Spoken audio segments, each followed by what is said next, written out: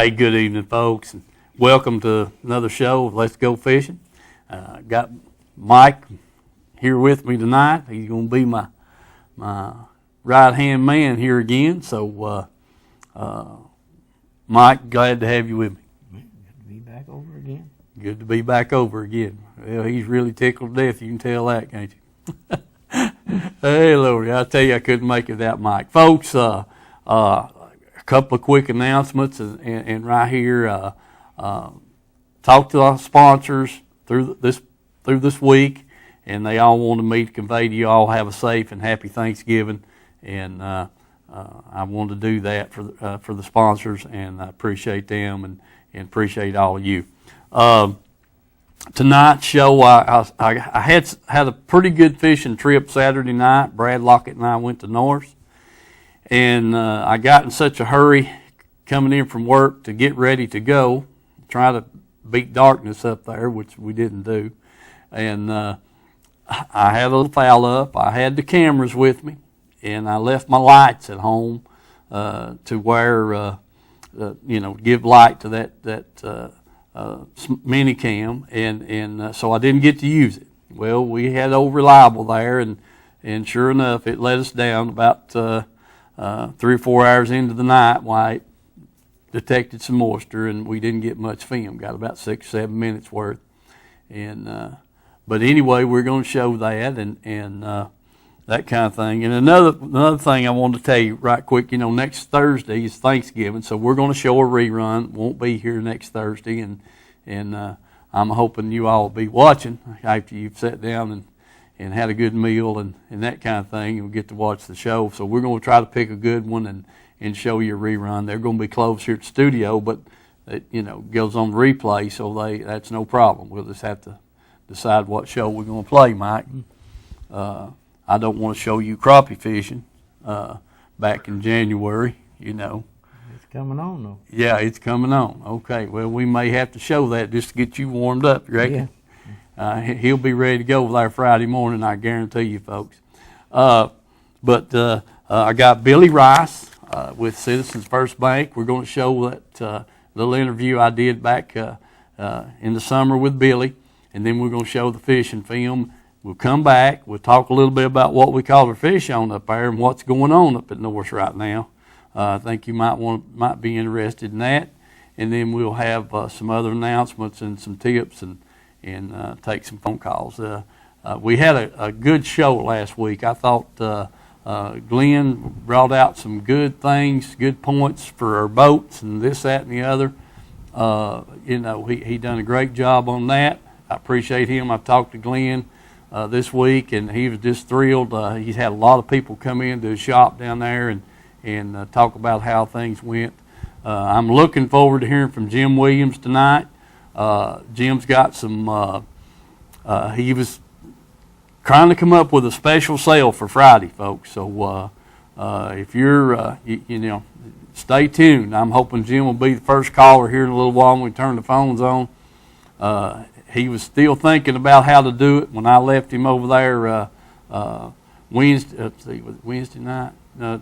Tuesday night when I left his shop. He was still figuring out how he wanted to do it, so I'm hoping he'll call in and let us know that. I tried to call him earlier and he was busy, so maybe Jim will call in. Herschel, go ahead and let's show the Citizens First Bank.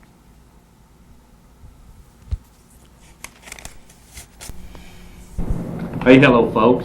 I'm here with the gentleman to my left. He's the CEO of Citizens First Bank, and his name is Billy Rice. Mr. Rice, glad to have you. Thank you, sir. I'm going to call you Billy. That'll be fine. All right, Billy. Glad to have you. They are a sponsor of the Let's Go Fishing Show. As a matter of fact, folks, they're a featured sponsor this week, and I finally got Billy cornered, and he agreed to come by here and do this for us and tell us about the bank, and I'm just going to turn it over to Billy and let him tell you all about Citizens First Bank. And like I say, they are a sponsor of the Let's Go Fishing Show. Billy, tell us about the bank. Thank you, Steve. Citizens First Bank, I think most people know I started the bank, me and Sam Hull. We left Union Planters and started Citizens First Bank, and 1996, started selling stock and sold stock to all the local people, local community, and we opened the doors February of 1997. So Citizens First Bank is a community, locally owned, locally operated bank. We started out with 2 offices in Wartburg and Oliver Springs, and then of course the bank grew. We opened an office in Oneida in 2004, and then in 2008 we opened offices in Oak Ridge and Harriman. All right. Yeah. And of course the bank is run by local people. All the board of directors are local people that live in Morgan, Roane, Scott, and Anderson County, where the bank is located. So all the decisions are made locally, and it's a community home-owned bank. Well, boy, you know, that sounds good. When I got you all as my sponsor, and Billy, I'll just tell you, I know you live out there. You probably have to stream it on your smartphone or whatever, but that was the first thing we said. We wanted to deal with local people. And you know, I know you all work, and I was tickled to death to get you as one of my sponsors. I can't tell you how much that means. And you people, you know, we've talked about this time and time again. Go by, give them a chance to earn your business, and still say the same thing. And I appreciate Billy coming by and telling us about the bank. And I know he's got some more information. Go ahead, tell us all about it. Citizens First Bank, you know, we may be a community bank located here in Morgan, Roane, and Scott, and Anderson County, but we can do anything that the big banks can do. We make all types of loans, commercial loans, consumer loans, real estate loans, fixed rate loans, any type of lending need the community has, we're there to serve it. All of our deposit accounts, we have new innovative deposit accounts that you can access your accounts 24 hours a day by internet, by your mobile telephone even. You can pull your account up on your telephone, transfer money. So we're a very modern, up-to-date bank. Our main goal is to serve the local community. We participate in everything we can in the community. We help all the schools. You know, the bank is, we consider it a citizen of the community that we serve, and that's what we want to be, is a good citizen of the community. And that's one of the reasons that I wanted to and agreed to sponsor your show, because you're a local man, and I know a lot of people in the area that fish. Yes, sir. That used to be one of my favorite pastimes before I got so busy. But we consider this and high school sports. You know, we do our advertising. We're not on TV a lot, but we're helping local people in our advertising. Well, yeah, I can't say that enough, Billy. I really appreciate it, and I know you all do a lot of things locally, and that's, you know, that's what we're all about. It's all about local and fishing and that kind of thing, and so we got a lot of water available to us and a lot of resources, and you all spread out with your 5 branches. Yes, sir. You know, if I had 5 good branches to fish at, I'd probably do a little better. There you go. That's why I'm doing so well. I have 5 good branches. There you go. But you only live once, and you got to enjoy life. And we try to treat people. We treat everybody the same. You know, it doesn't matter if you're a customer that has a lot of money in the bank, or you're somebody coming needs to borrow money. We try to treat everybody with quality service. And my door is always open at the bank to anybody that wants to come in and see me. I'm there to serve. Well, that sounds good. You know, us as fishermen, we like to, every now and then we trade up. You That's know, right. we kind of have to finance We finance those boats. Gladly finance them boats. Yeah, well, that sounds good. And you know, like they say on TV, I see these credit unions advertising and everything. I think Citizens First Bank is much better than any credit union you'll ever deal with. Well, you've had my business for a pretty good while. Yep. Let me say that. You know, I can't say enough about them, folks. I deal with the Oliver Springs branch and have been for years, and I was just tickled to death to pick them up as a sponsor, and And you know, I wanted you to get the story from the man himself, and you know, tell about the business, how it got started, and all that good stuff. And you know, you need to just drop by, visit one of their your local branch of Citizens First Bank, and give them a chance to earn your business. That's right. So, Steve, I appreciate your time. Buddy, I appreciate Spotlight in the you. bank. I really appreciate you and your business. You don't know how much, and thank you much. Thank you, sir. All right. Okay, folks, we're back, and we're going to give Herschel a minute or two to get the fishing film going. Like I said, you know, we had a lot of things going on up there at North. Water went down quite a bit, and Mike, I think a man could have caught a boatload of them rockfish if he wanted to catch them. Oh, yeah. Guaranteed. They were breaking water quite regularly up there off the points and stuff, and the first fish I caught was one about 12, 15 pounds, and you know, we tried to stay away from them as much as we could, but they were definitely out there moving around there Saturday night, and you know, spinner bait. I'm speaking of a chartreuse and white, double-bladed, something you fish during the day, you know, type deal, and that kind of thing. I think he could have loaded the boat with them up there Saturday night. Jerk bait, too. A jerk bait would have been great. A crank bait. I mean, they were just breaking about anywhere, everywhere we went, just about it. So if you're wanting to catch them, I guess, but you know, as the moon gets darker, they may not be doing as active as they were Saturday night. So, but anyway, we got a little bit of fishing film there, Brad and I did, before the camera went out on us, and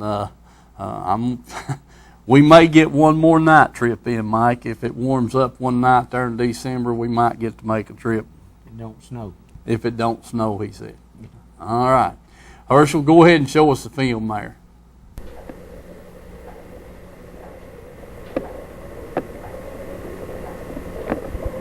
Hey folks, I'm up here at North, Point 19. It's a little after 8, and the moon's up, moon's full, about 53 degrees. Probably might be our last night trip. Brad and I are going out here and try to find these smallmouth, and hope we can get on them and see what comes up. Remember our sponsors, gotta have them. Can't do without them. So do that, and we'll see if we can get some film tonight, and hope to see you next week. Ready? Mm-hmm. All right, folks. We've been here about 10 minutes now. I've done hooked into one of them rockfish. And he's run off about 50 yards of line. He's coming back around on the other side now, Brad. Oh, there he goes again. Got it. I hope we don't have to fight them things all night. Yeah. That. Oh.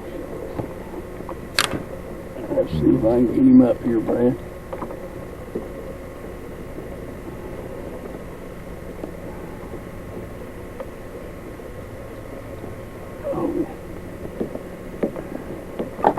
Just one of them 15, 18 pounders. You might just weigh 12. Don't break my line. That's my line off there, you understand? Alright. All I want's my bait. Back here, oh boy. Alright.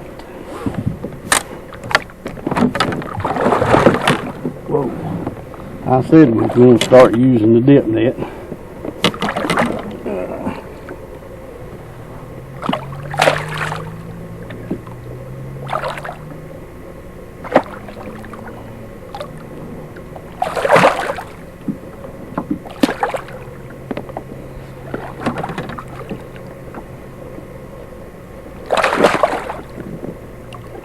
I'm going to open his mouth up, Brad.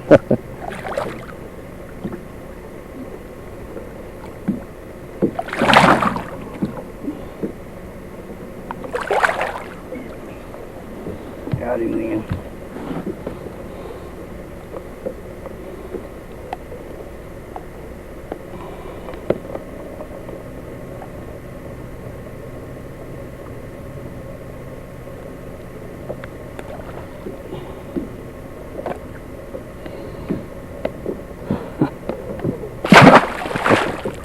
Okay, let's try for something else.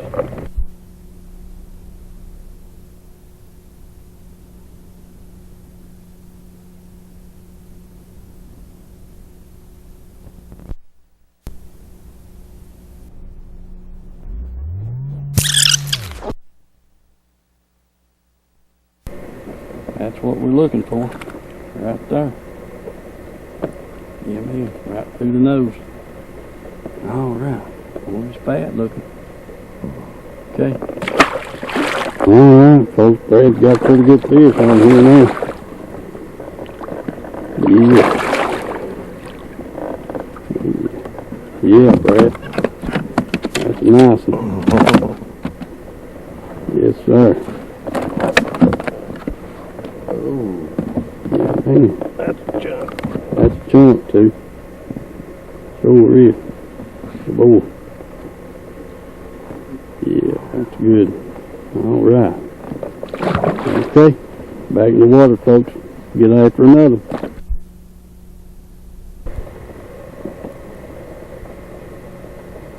Here you can. Man, so small. Whoa, come here now, buddy. Right up here.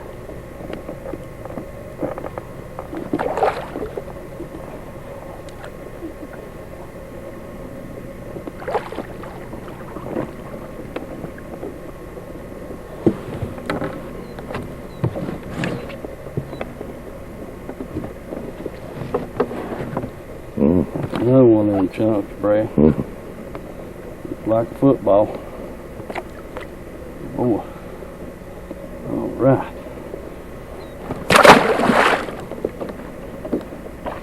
Okay, let's get another. I think we might have been in one.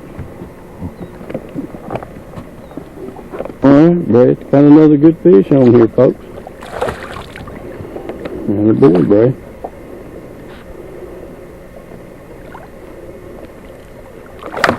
Oh yeah, yeah, that's one of them 19 inches right there, ain't it? He's my heart is that big. Yeah, It jumped in the boat though. another good chunk. That's 5 fish we caught off the same point, folks. All right, Brad, I've got a pretty good fish on here, but don't lose them.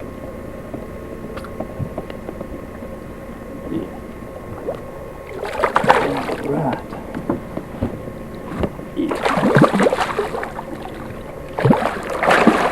Man, you won't get ferocious there, Brad.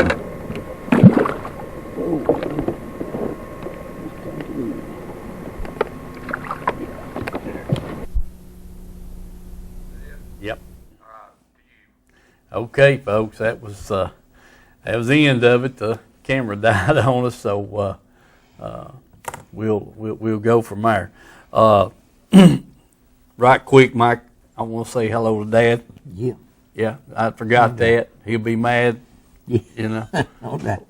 we don't want him mad for sure. Me and you have to handle him then.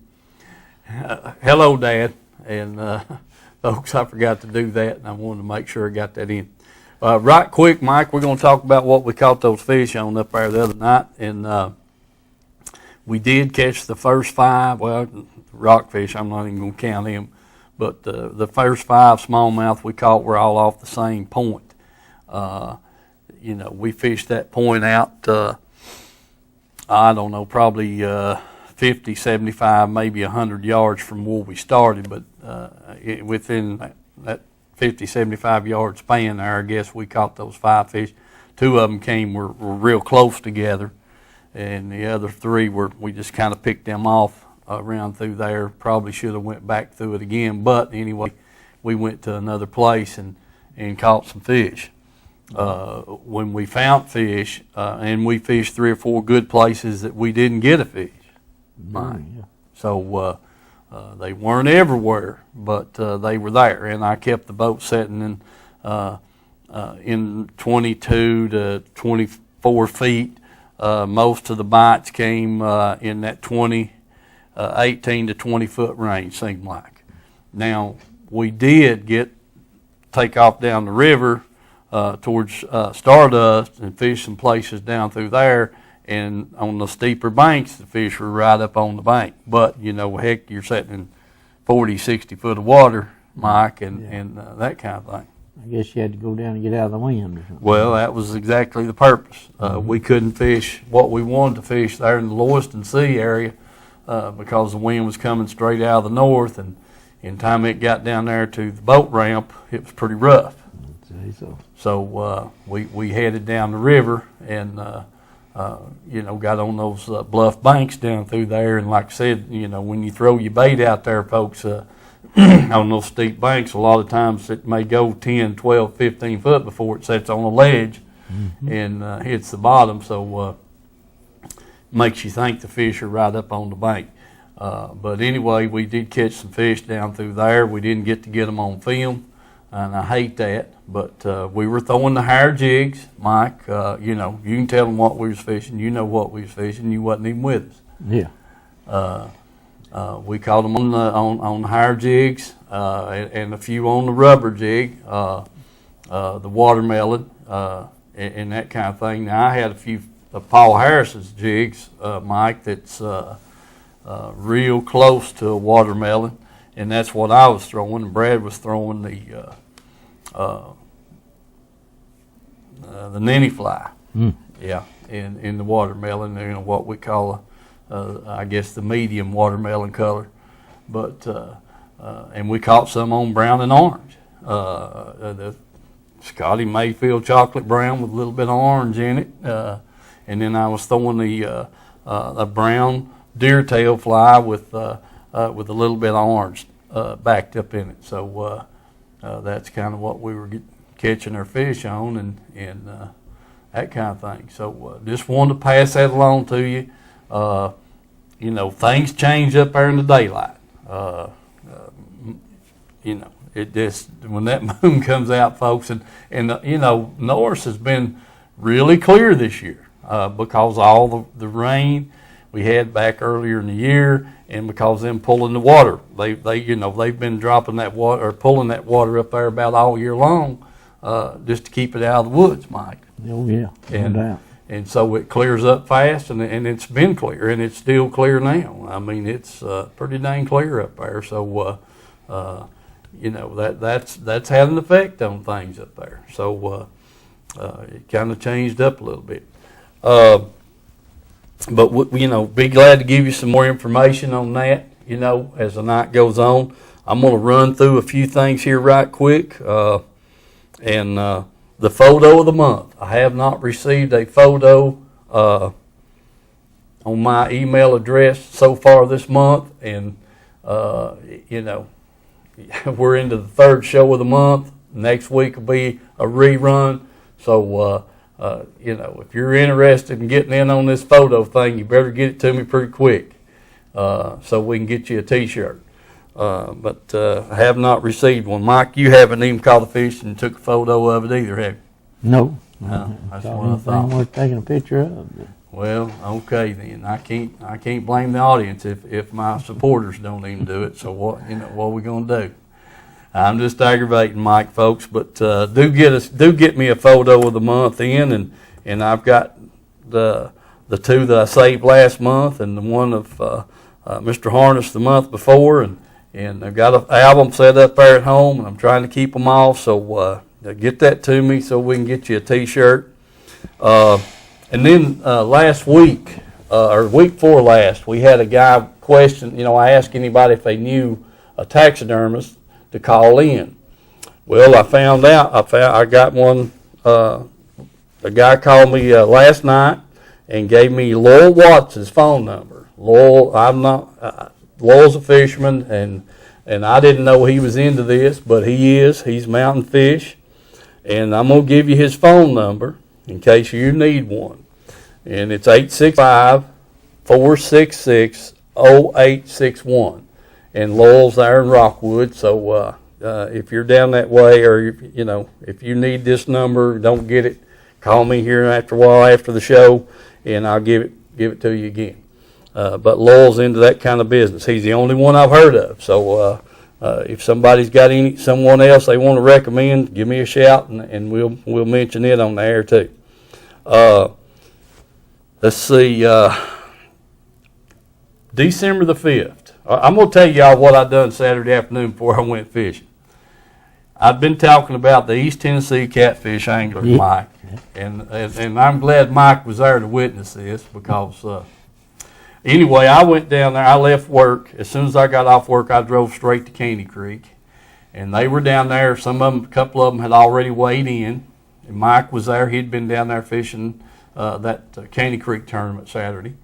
And he was there waiting on me. Anyway, I grabbed the camera, run down to the next to the lake there on the boat ramp where they were at, folks. And Mike said, what was it about the wheelbarrow, Mike? That's the first time I ever seen them have to have a wheelbarrow to haul their fish in. Well, anyway, there they were with these, these lawn buggies, the plastic kind that you would, use to clean up around the yard with, and they had these they were throwing these catfish out of the live bait well or their live wells and into these wheelbars to get them down there to the scales. And I'm going to tell you what. I didn't show that film. I've got some good film on that, and I wouldn't show it tonight. And the reason why is Marty Carpenter is going to be the guest on December the 5th. And I didn't want to spoil that. I want him to be here when we show that. And he's the president of that club. And I met bunch of good people down there and got them on camera, some of them, and some of their boats and this, that, and the other. And I'm going to tell you, folks, those guys are serious business. Yeah, they got some boats, too. They've got some boats. Now, we as bass fishermen, 20-foot boats, pretty good-sized boat, but now they're up there in that 24 and 25, 26-foot range. Some of them sporting around those 28-foot pontoon boats.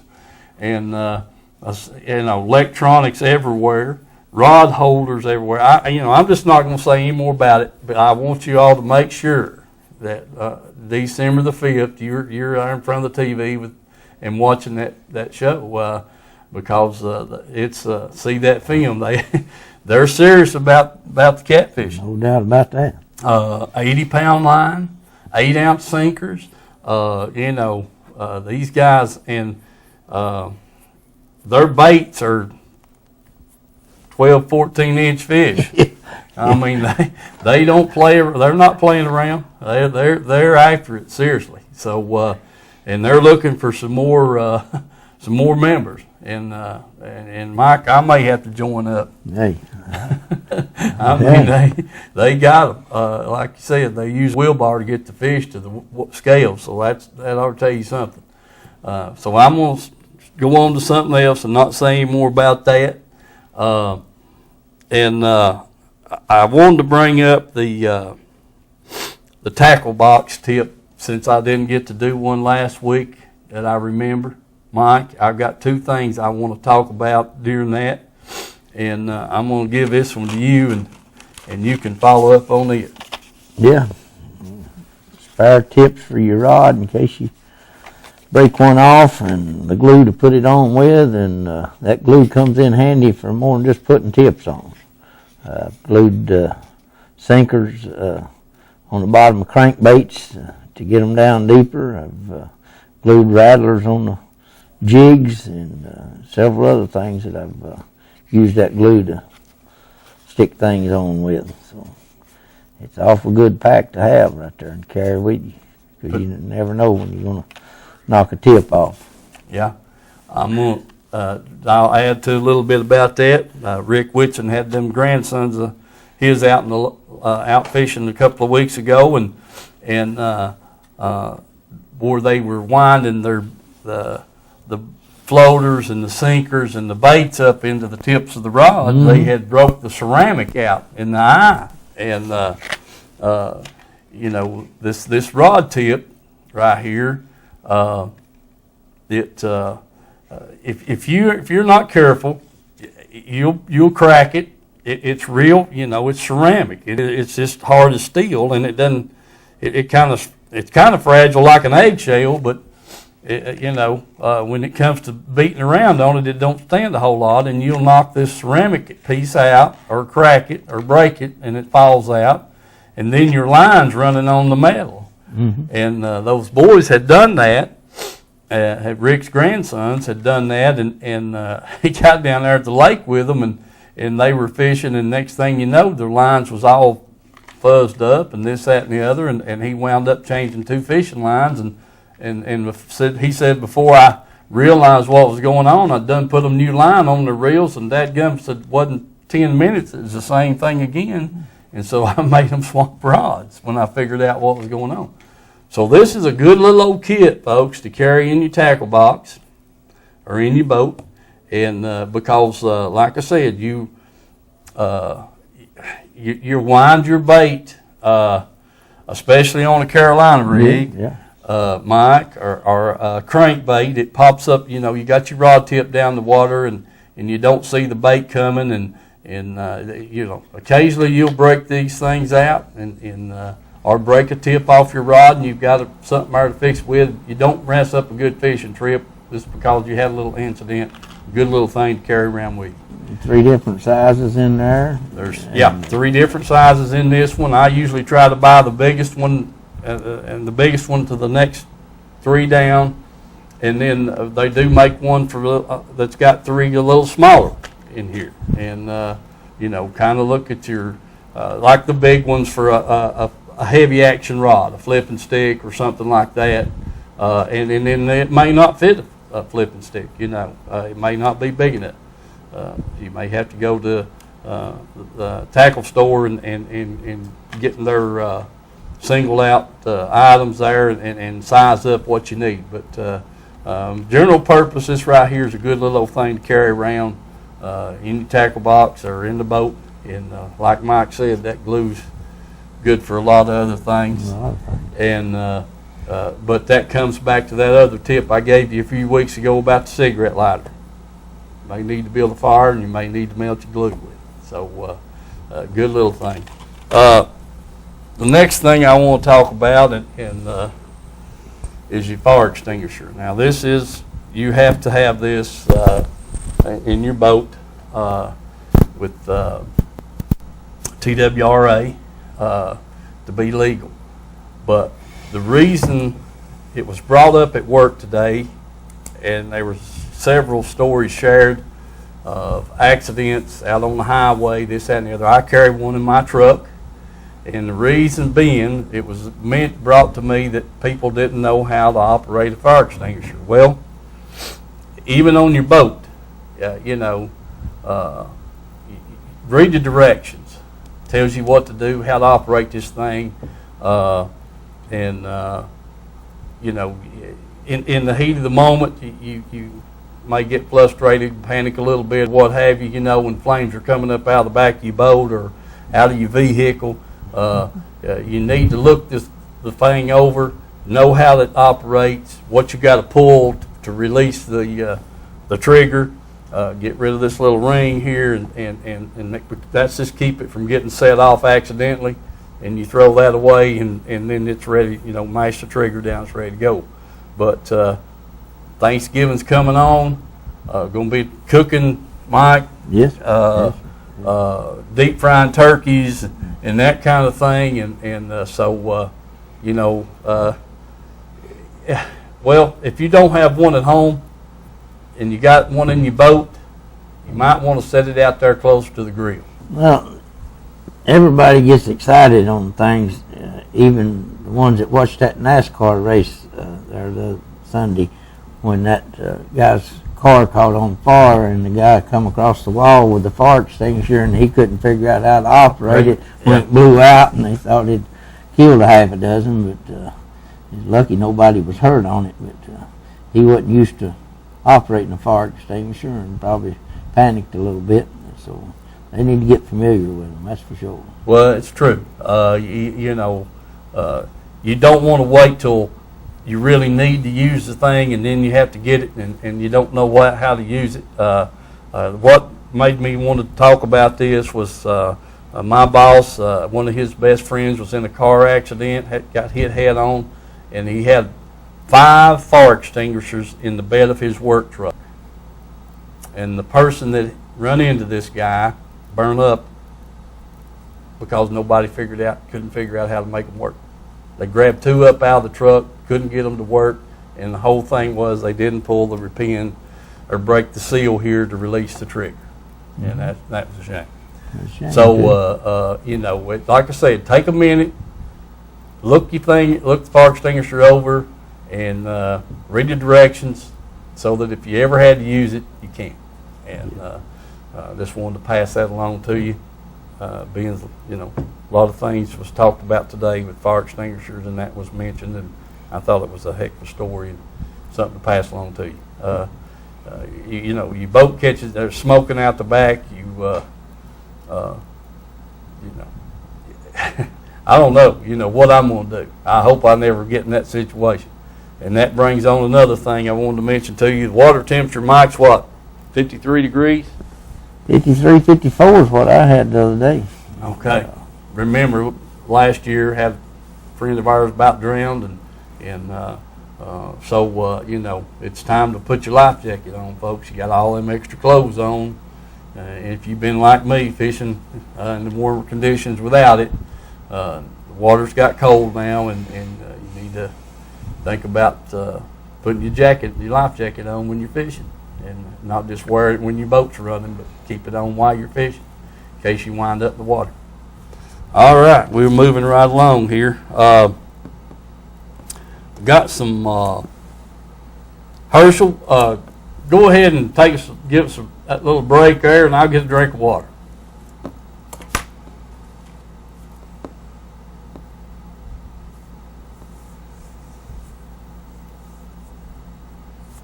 Are we still on, Herschel?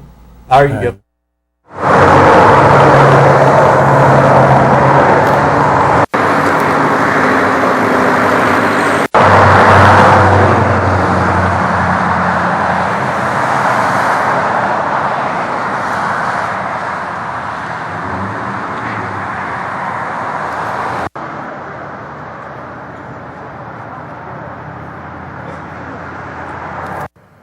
Folks, I'm here at Edgemore Outdoors, and Jim's got these solar bat glasses, and you fishermen all know about that. So they're over $100 a pair, and he's got them right now for $30. And I'm looking at 3 different frame colors: the black, the white, and the camo. And I don't know what other colors he's got, but if you're interested in a good pair of glasses for fishing or hunting, whatever you like, you know, they're good sunglasses, that kind of thing, polarized. You know, come by here and see Jim, Edgemore Outdoors. Check these glasses out for stocking stuffers, you know, that kind of thing for your husband, ladies, be great. So come by Edgemore Outdoors and check the glasses out. See you Thursday night. Hey folks, I'm back still here at the Edgemore Outdoors, and Jim's got a cabinet full of Lew's reels, the bait casters and the spinning reels. Got 2 new models that's out, and you know, I've been sitting here playing with them, fooling with them, trying to decide on what to get. And if you're looking for some new reels, come by here and see Jim and look at this cabinet full he's got, and I'm sure you're going to find something you're going to like. So don't forget Edgemore Outdoors. Come by and see Jim on the glasses and the reels and that kind of thing, and he'll be more than glad to help you, I'm sure. Hope to see you Thursday night.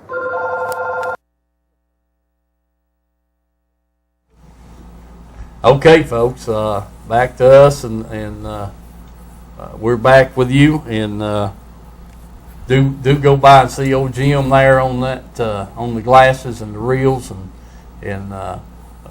everything else. You know, like I said earlier, I'm waiting on Jim to call in and tell us what he's going to do. Herschel, go ahead and turn the phones on, and I'll be running over what's going on in the Heartland and the Catfish Tournament Trail, and and whatever else I can find here. We'll try to take a few phone calls. All right, thank you, Herschel. Watch Bar, Heartland, their next tournament down there is December the 7th. That's down there at the dam. Then we got the one at Caney Creek. They've got another tournament here on November the 30th. Mike, and I hear that 22 pound won the one down there last Saturday. That's what I heard too. I haven't confirmed that, but that doesn't surprise me. No. It sounds like it's already started. Yeah. And it's probably going to go from now till June anyway. So, you know, getting them kind of weights, I don't know who won. I will try to find out, and we'll back up on that. I'd like to think me and you might win on November the 30th. Might do it. Yeah. Give it a shot anyway. Yeah, you're going to have to come on with it, though. I can tell you that right now. Yeah. Shoot. You know, heck, I've got to have some help. I can't do it all. I know it.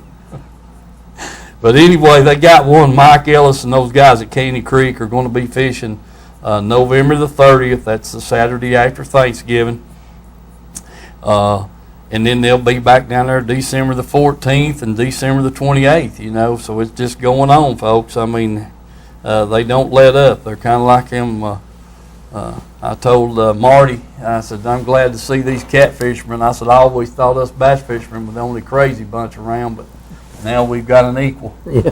I guarantee you. They're so, and man, I'm telling you, you folks are in for a treat December the 5th. Now, I guarantee you'll be wanting in on that, and I promise you, when you see what kind of fish these guys bring to the scales.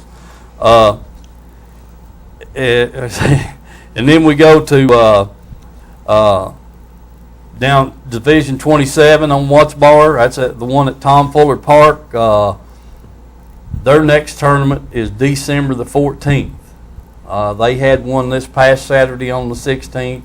I don't know what one it. Haven't heard. I'll try to find out. But their next one will be December the 14th, which is about 3 weeks away on that one. And what I'm hearing is a lot of the guys from down there is coming to Caney Creek, and then vice versa. So they're a little bit off. Then on Point 19, their next tournament up there is December the 7th. They had one on November the 16th last Saturday. I don't know what one is. I'll try to find out from George on that. But anyway, their next one is December the 7th up there at North, so at Point 19. So remember those two tournaments. And then I also told you the catfish anglers have got a tournament at Fort Loudon on December the 7th. And Marty will be telling you more about that when he gets here with me on the 5th. So don't forget those things coming up right there for sure. A lot of stuff going on. They, like I said, folks, fishing's just going to get better. Mike, I don't know what we're going to do about the crappie fishing. Have to get some minnows and go after them is all I know. Get some minnows and go after them. Let's see, who was that telling me that guy I work with was down at Caney Creek this past Saturday, and he said he saw some boys catching some right there around the swimming area there in Caney Creek, folks. So on minnows, and don't know if they were using. He didn't say whether they're using floaters or tight lining or whatever. But anyway, you know, the crappies ought to be getting right. Mike, they ought to be coming in shallow and feeding, getting ready to feed up for the winter. So, you know, all your man needs to do is just go find them. That's for sure. Get back to this cold weather coming in, and everybody that's got a motor, if you're not putting it inside, you need to go out there and make sure you trim it down, drain all the water out of the foot so it don't freeze and bust. And you need to add something to the fuel, because me and Glenn was talking about that there last week when he was over here, that a lot of people don't run their boat all winter, and then springtime they got troubles with it because they didn't put no stay build in it, or didn't run the gas out of the carburetors, or You know, you can just hook up to it if you can, if you don't completely cover it up or something, and take it to the water or put muffs on it or whatever, but run it at least once a month for 15, 20 minutes and kind of keep fresh gas in the carburetors and stuff on them and try to help you. You won't have so much trouble come springtime if you ain't going to do no fishing this winter. That's a good point right there, Mike. It sure is. What he's talking about, folks, is, you know, you guys, you know, when you put your boat on the trailer and you trim your engine up, well, that casing there is not the oil, not the inside where the gears and bearings are at, but just outside there around your props, full of water. Probably hold a gallon, maybe 2 gallons of water. And whenever you know, drop this, if you're leaving it outside, you need to trim that thing down, let that water run out of it, then put it on your motor toter or what have you, if you're going to let it sit outside. So several of them it's froze up and busted because they leave it trimmed up and it rains it full and then it freezes and busts the casing on them. So. Oh yeah, that's a good tip, Mike. Sure is. So that's just something to think about, guys. When you put your boat on the trailer, in this cold weather for sure, and that kind of thing. You know, you sure don't want to mess the foot up with something like that for sure. Let's see. What you guys were talking about something else, Mike. That was a good. Glenn brought out some good points there the other night when he was over here. Sure did, and he knows his stuff on that. No doubt about that. Yeah, he sure does. No doubt about it. Has a good show. Glad to have him over. Been trying to get him for a while, and he finally gave in. And he didn't get to go over some of the other stuff that he had to do. You know, injector cleaning and that kind of thing with these engines and this gasoline we're burning and with all this ethanol and stuff. Why it kind of gets them clogged up. It does. And they don't want to run right, you know, when it does that. And so that's some good points there for sure. Folks, something else I want to bring to your attention. We talked about the catfish anglers, the Bass Club's fishing, or the high school Bass Club fishing seminar went off this past weekend. I couldn't be in two places at once, naturally, so I did get some info from some of those people that attended. They had over 100 people attend that seminar down there, and with Ott DeVoe, Wesley Strader, and Brandon Card was there, and those three pros were there, and then I don't know how many bass clubs did show up. There was a lot committed, but I heard they had a pretty good turnout for that, and if you got to attend and you're watching my show, call in over here and fill us in right quick on how that thing turned out and what went on. I'd already promised Marty Carpenter that I'd be down at Caney Creek, or I would have been there myself and got some film. I hated I missed it, but like I said, get me some info from it and be glad to pass it along. But did have something going on with that. And, Thanksgiving is right here upon us, and Carm, was trying to make up the Thanksgiving baskets. So if you can help in that situation, and then don't forget about the coats for the cold. We talked about that last 2 or 3 shows. You can drop those coats off at any of the Carm stores, and then the Prestige cleaners. So, I can't say anything else about it, Mike, because I'm just thinking about people needing a coat and don't have one. Yeah, no doubt.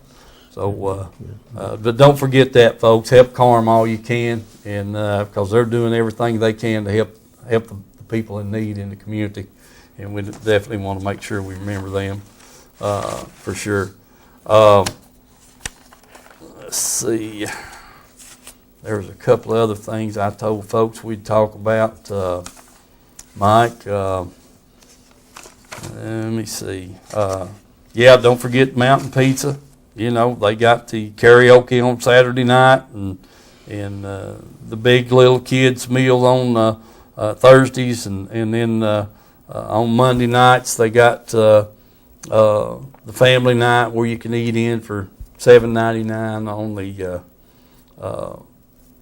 let's see, the garlic sticks and the spaghetti and all that kind of stuff, and or the breadsticks, excuse me, and the spaghetti with the garlic and garlic sticks and salad and the fountain drink. So remember those things there at Mountain Pizza, for sure. And Jim, where you at? Edgemore Outdoors, folks. Jim's got the fishing reels over there, and I mean, that's not, he's got all kinds of fishing reels, let me tell you.